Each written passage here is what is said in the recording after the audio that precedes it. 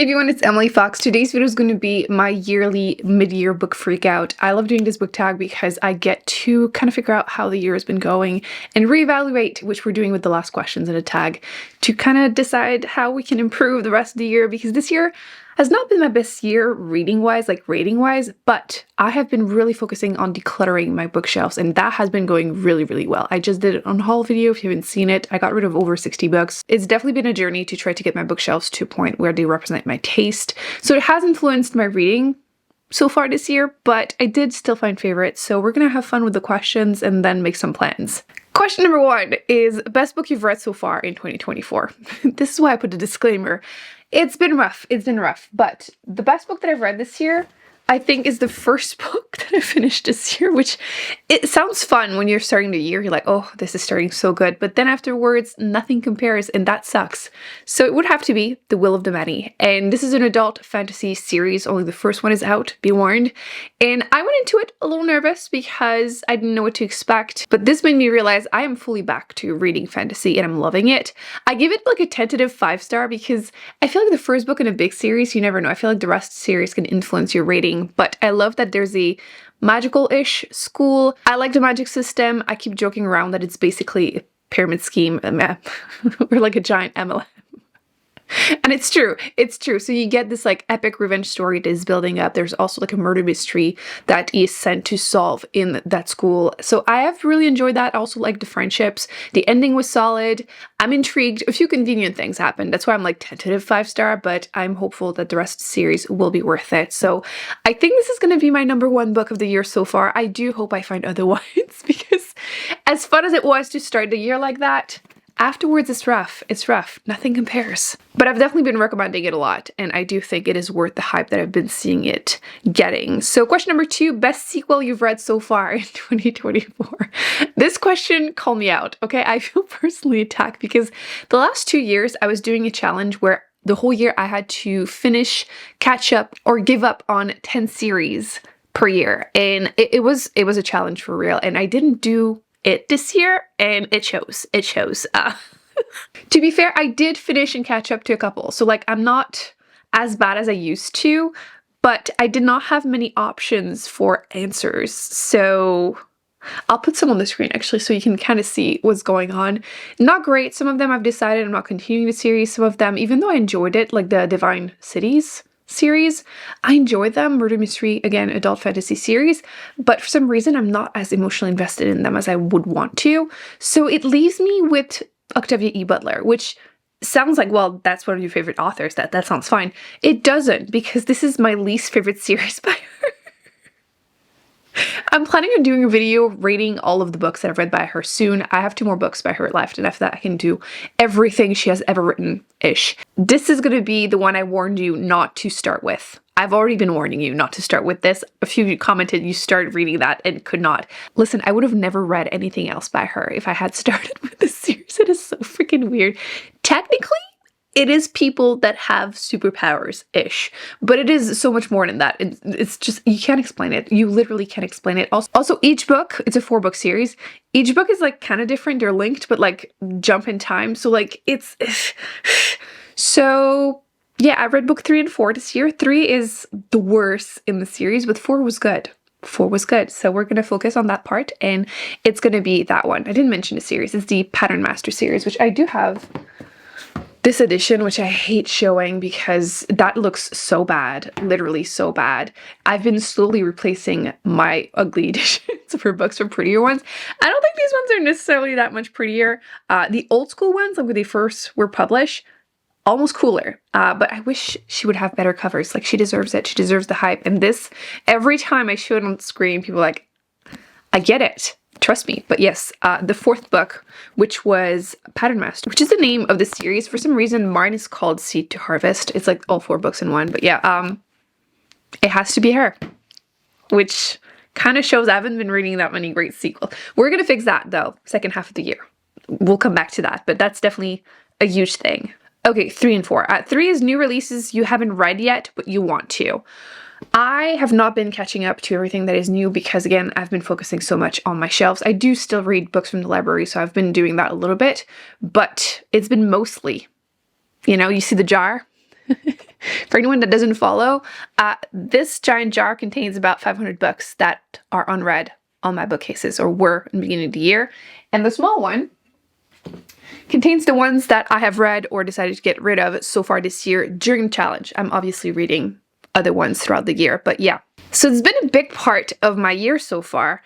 On Goodreads, I made a shelf containing all the releases that I'm looking forward to, and I've been reading a couple actually. I'm kind of surprised, but one of the ones that I would like to read that is out would be Murder Road by Simone St. James. I've read, I believe, 3 of her books. Her best one is easily The Sundown Motel. Definitely read that one if you like murder mystery, small towns.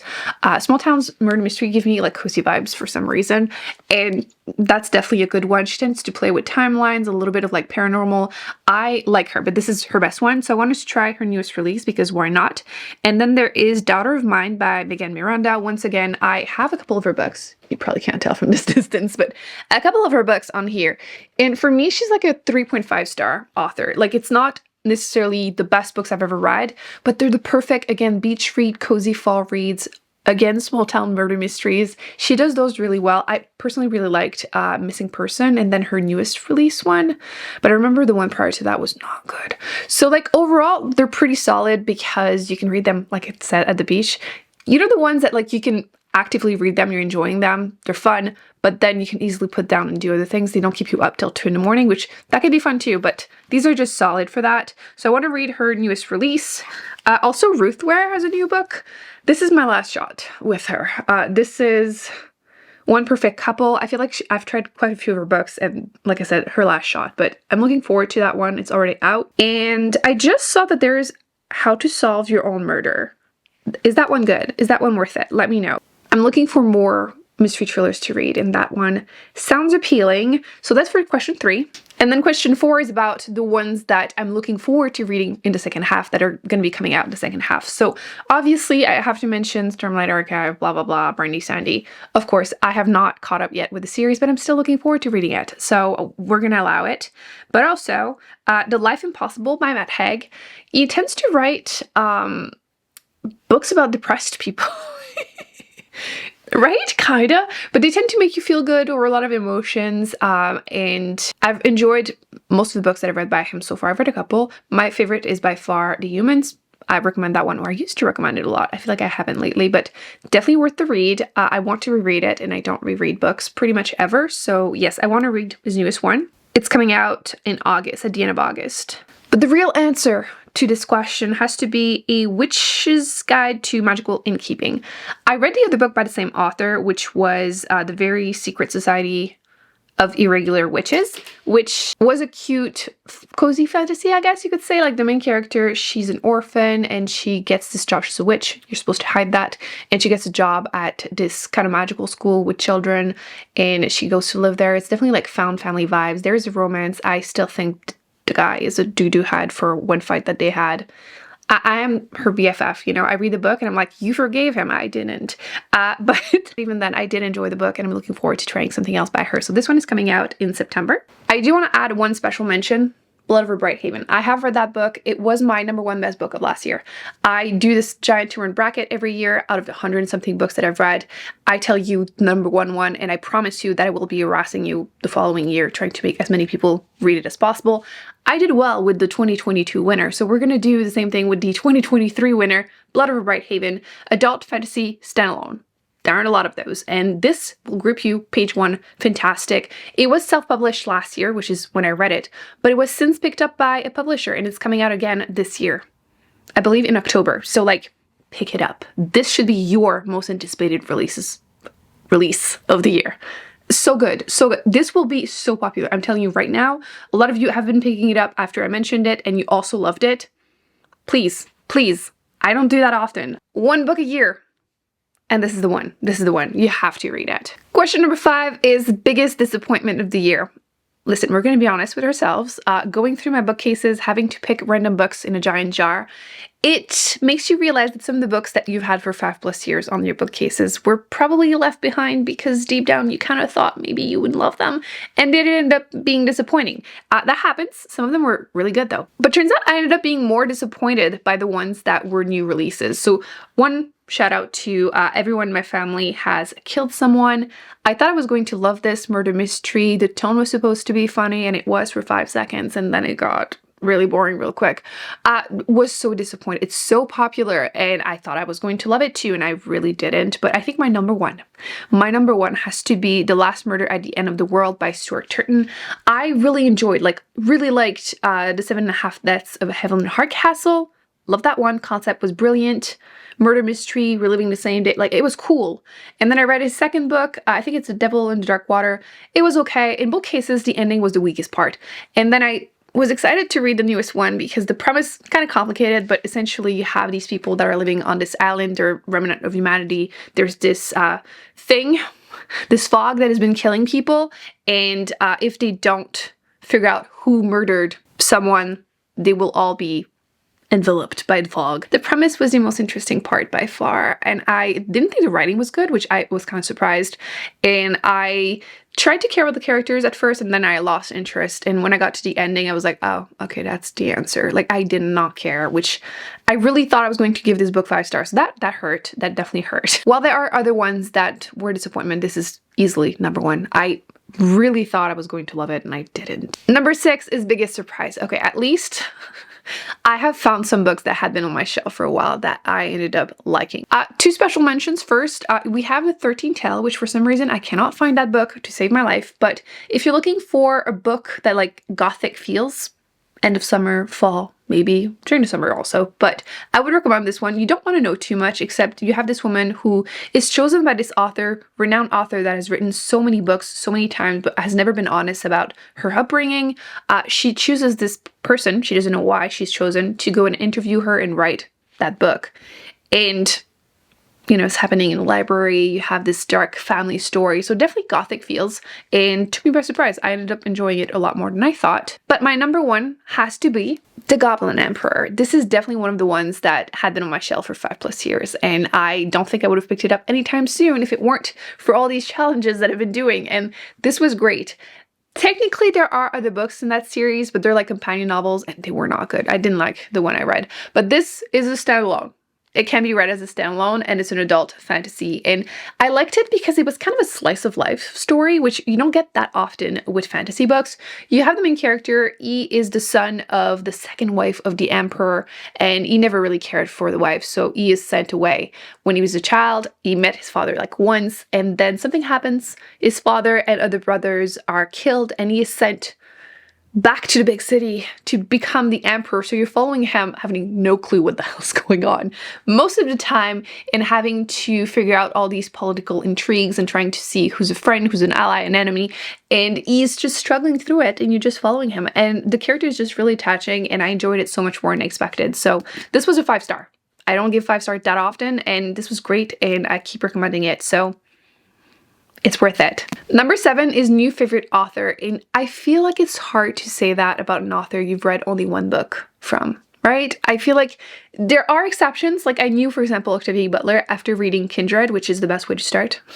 I was ready to read everything and anything she has ever written, and I've been doing that. But generally speaking, it can be so hit and miss, right? So I'm gonna be mentioning authors that I want to read more books from. That's my middle ground. We're negotiating here. So I would mention the author from this book, James Ellington? The Shadow something something. That one. Is it Shadow of What Was Lost? Something. I have it on my shelf over there. It's on my TBR. I'm hoping we're gonna pick it with the book club on Patreon next month. It's gonna be an option, and I don't want to put any pressure, but like, I would like to read it. So it's another adult fantasy series, but this one is finished. So we can binge read it if we enjoy it. I would like to like it. I've been, like I said, wanting to go back to fantasy. So yes, that could be good. I've heard great things, at least about the first book. I also really want to read more from this author. This is 10 minutes, 38 seconds in this strange world. To be completely honest, I did start another book by her, and it's part of my pile of shame now. So I started it, didn't finish it. It's been 2-3 months, and I don't know when I will, because it was kind of slow and vague, a little too for me, but maybe I'll finish it and love it, but this was great. I was trying not to repeat myself too much in these answers, so I'm going to go into details in a second, but I wanted to try more about this author because I really enjoyed this. Newest favorite characters. Okay, we're going to go into details. So this one is quite the book. The story starts with the main character dying, which I feel like it's not a premise I see often, but I like it. It's set in Turkey. She was a prostitute and she is left in a dumpster. And you're following her as her brain is still functioning for 10 minutes, 38 seconds. And she's just remembering her life, what brought her to that point, and the important people in her life. So obviously you fall in love with them throughout this book. And then that's the first, I don't know, like 2/3 of the book. And then the last part, you're following these people and the effect that her death has on them. And it was just really good. I really, really enjoyed it. That's why I want to read more about her, because this was so good. Definitely emotional. Do be warned, there are definitely some trigger warnings, but this was definitely worth the read. And yeah, definitely some really, really attaching characters in here. So, okay, so it was convenient to skip number 8 to answer that. But number 8 is your newest fictional crush. And I feel like every year I'm like, I don't know what to tell you. I don't read the right kind of books for that. But this year I did read a couple of romances. So I chose the character that was the green flag and would have to be the main male character in Part of Your World. I listened to this romance book as an audiobook, which I was so worried I was going to cringe the whole time, but no, I was giggling, kicking my feet, finding excuses to listen to it. And between the two characters, he was the one that was the best in my opinion. I feel like she had a few annoying moments. It makes complete sense with the story. I'm not, you know, contradicting that, but he was really likable. I feel like a lot of the really popular ones that I've seen going around, I tend to find the male character problematic. And like when he does 3 things that I think are unacceptable, I'm not going to root for the romance anymore. Like I just won't. But he didn't do that. So yay you. Number 11, a book that made you cry. Okay, I mean, I don't really cry, but like this was very emotional. But if I don't want to repeat myself, are tears of laughing because the book is so bad count? Because that would be The Housemaid. This was so badly written. But no, I think I'm going to give it to nonfiction, which I didn't cry, but you know, it was a rough read, and it would have to be The 7 Necessary Sins for Women and Girls, which, as the title says, is about all the ways that the main character, the author, says that women should fight against patriarchy, dismantle it. And this was great. Definitely enraging, to be expected about any nonfiction books about feminism, but this was great. The author sounds like someone that you would actually want to meet too. So it's still burned in my mind that she went to protest in Egypt and they broke her arm and her hand and like arrested her. So that just sounds crazy. Number 11, a book that made you happy. Again, I tend to read really dark books, so we're gonna go back to Part of Your World. Like I mentioned, I was giggling and kicking my feet. I don't do that. If you have really good romance books, let me know, because I am more and more open to it. I do have one spicy book vlog coming up probably next month because it was requested. Last year I did one with Ice Planet Barbarians, which I laughed so hard while reading that. It was awful. I was very clear. The first half I'm like, what is wrong with everyone in the vlog? And afterwards I'm like, okay, I get it, because you can't put it down. It's so ridiculous but self-aware. And I was recommended one more that wasn't number 2 in that series, but I'm open to that too. But I will be reading one in July, so keep an eye out for that. I'm hoping that will make me happy too. But yeah, Part of Your World will have to be the actual answer.